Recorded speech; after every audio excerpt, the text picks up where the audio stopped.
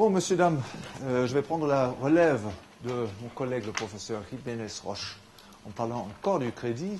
Et lui, il s'est penché davantage sur les raisons de l'insoutenabilité d'un système de banque à réserve fractionnaire.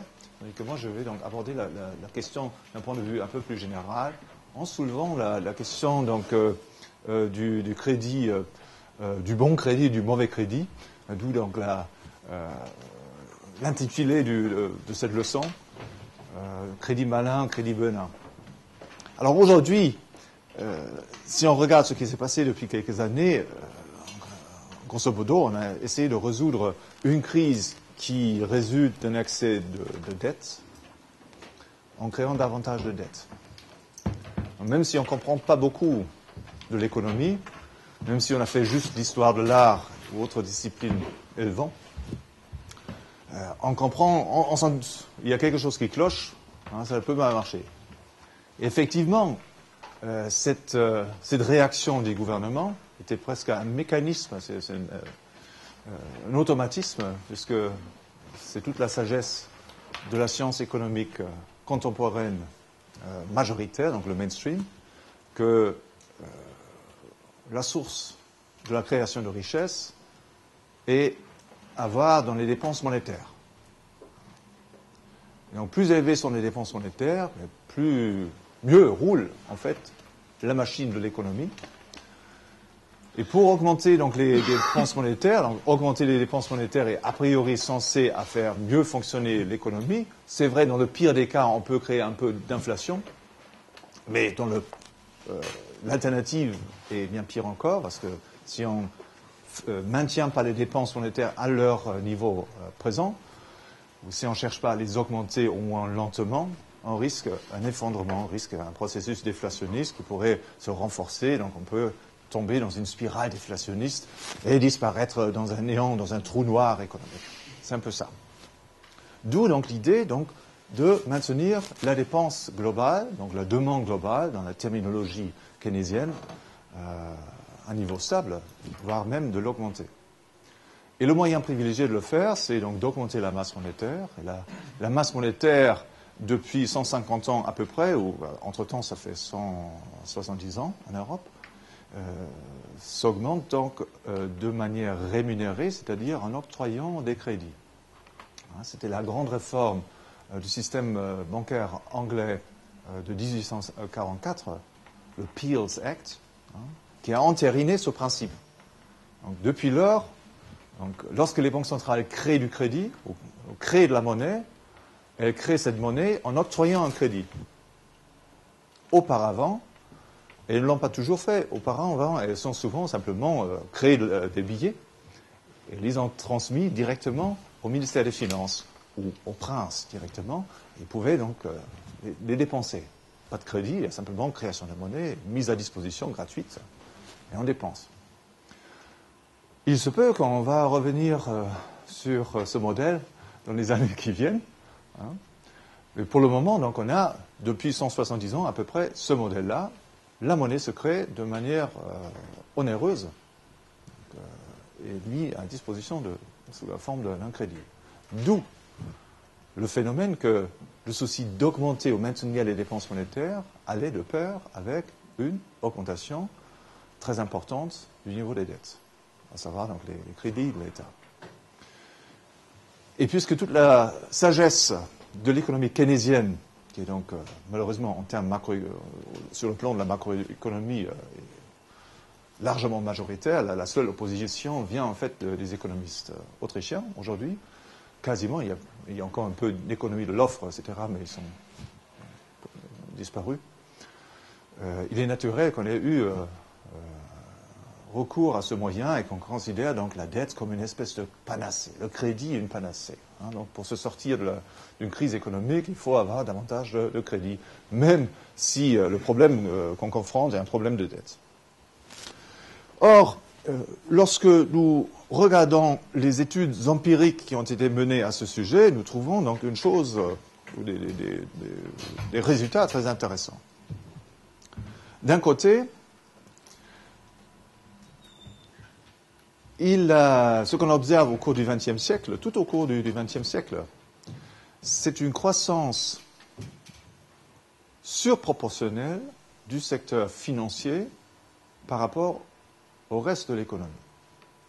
Si vous mesurez donc le secteur financier, par exemple, en agrégeant les bilans des banques, des sociétés d'assurance, des sociétés d'investissement, etc., vous trouvez que cette somme totale croît beaucoup plus rapidement, par un facteur 6 à peu près, beaucoup plus rapidement que le PIB.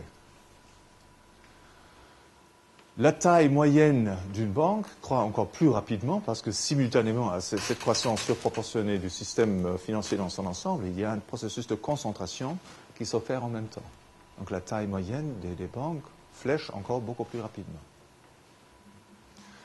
Donc une énorme croissance du secteur financier dans tous les pays développés, que ce soit les États-Unis, le Royaume-Uni, la France, le Japon, l'Allemagne, l'Italie, etc. Bien que dans les pays anglo-saxons et aussi au Japon, cette tendance est particulièrement marquée. Elle est marquée un peu moins en Europe continentale, et surtout en Allemagne. L'Allemagne est le pays, parmi les grands pays, le moins financiarisé. Pour des raisons qu'on peut discuter ultérieurement, mais qui ne nous intéressent pas pour le moment. D'un autre côté, donc se pose la question, mais quel a été l'impact de cette explosion du secteur financier sur la croissance?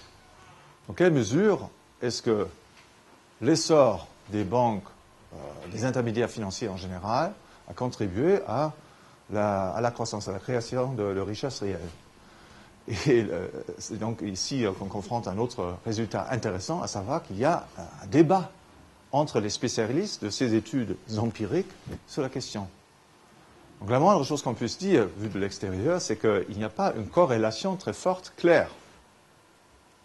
Il y a une corrélation, mais cette corrélation peut être interprétée de deux manières. On peut dire, voilà, il y a une corrélation positive entre croissance du secteur financier et croissance réelle. D'ailleurs, elle n'est pas donc proportionnelle au facteur 1, donc elle est beaucoup plus faible, mais il y a une corrélation positive. Donc ceci pourrait dire que la finance est une cause de la croissance et elle partage parmi les facteurs qui ont créé la croissance. D'un autre côté, on pourrait dire également très bien, la finance a peut-être un rapport parasitaire par rapport à l'économie réelle. Donc plus grande est l'économie réelle, donc l'hôte, l'animal hôte, plus grand peut être le parasite qui s'accroche et qui l'exploite. Et il y a un débat parmi les spécialistes, et je ne vais pas vous torturer avec le débat qui est assez technique, qui porte donc sur les techniques d'évaluation, les tests Granger, etc. Pour ceux qui ont eu des cours là-dessus, vous savez de quoi je parle. Donc la chose n'est pas nette et n'est pas claire. C'est très intéressant. Vous avez une croissance d'un côté d'un facteur 6 d'un secteur, d'un autre côté, il n'est pas clair qu'il y ait eu le moindre impact positif, ou peut-être il y a un impact positif. Et ceci est étonnant, quand même, parce que sur le plan théorique, il y a certaines raisons qui sont communément avancées et qui sont parfaitement intelligibles, qui nous expliquent pourquoi le crédit et la finance en général devraient jouer un rôle favorable pour favoriser la croissance. Donc pourquoi est-ce que cet impact net n'est pas si fort? Ce qui nous amène à notre sujet. Parce que ce qu'on ne fait pas en règle générale dans ces études empiriques, c'est de faire cette distinction qui est au cœur du raisonnement de la théorie autrichienne sur le crédit et qui a déjà été au cœur du raisonnement de la Currency School au XIXe siècle sur cette même question. Donc dans les deux cas, donc on fait la distinction fondamentale entre les deux types de crédit. D'un côté, le crédit dit marchandise. Donc c'est un crédit qui est octroyé à partir de l'épargne. Et d'un autre côté, le crédit qui résulte non pas de l'épargne, mais de la création monétaire ex nihilo. Donc on crée simplement des billets ou des comptes courants par le processus des banques à réserve fractionnaire ex nihilo. Cette monnaie n'a pas existé auparavant, maintenant elle peut être prêtée. Donc le crédit marchandise tend à être productif, il tend à favoriser la croissance, selon Mises, tandis que le crédit fiduciaire, qui résulte donc de la création ex nihilo, tend à détruire les richesses, à gaspiller des ressources, donc à appauvrir le pays. Une autre terminologie qui a été proposée par Fritz Markloop dans son ouvrage de 1934, respectivement 1940, sur le crédit boursier, crédit industriel et la formation du capital. Et voilà, il y a le crédit transféré et le crédit créé. Donc, transféré correspond donc au crédit marchandise, le crédit créé et donc le crédit fiduciaire. Donc nous, on va donc dans cette leçon parcourir 4 étapes. On va commencer par une petite définition du crédit. On va ensuite examiner les différentes conceptions du rapport entre crédit et croissance. Et ensuite, on va essayer d'imaginer un monde économique sans crédit fiduciaire.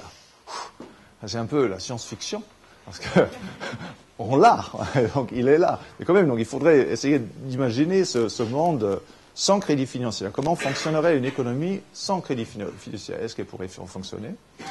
Et puis, dernièrement, on va se pencher un petit peu sur les conséquences du crédit financier, à la fois les conséquences effectives et les conséquences imaginaires, donc qui donnent lieu à un cycle économique. Alors, crédit, la définition du crédit, donc je vous propose de définir le crédit comme une mise à disposition d'un bien économique temporaire. La mise à disposition d'un bien économique qui est temporaire en échange contre une promesse de restitution. Et souvent encore, une promesse de rémunération. Pas nécessairement. Alors, mise à disposition d'un bien économique, mise à disposition temporaire d'un bien économique, en échange contre une promesse de restitution. Et cette promesse de restitution peut être formalisée. Lorsqu'elle est formalisée, standardisée, nous sommes face à un titre financier. C'est ça, security, parce que c'est vraiment standardisé sur un marché organisé, c'est une security.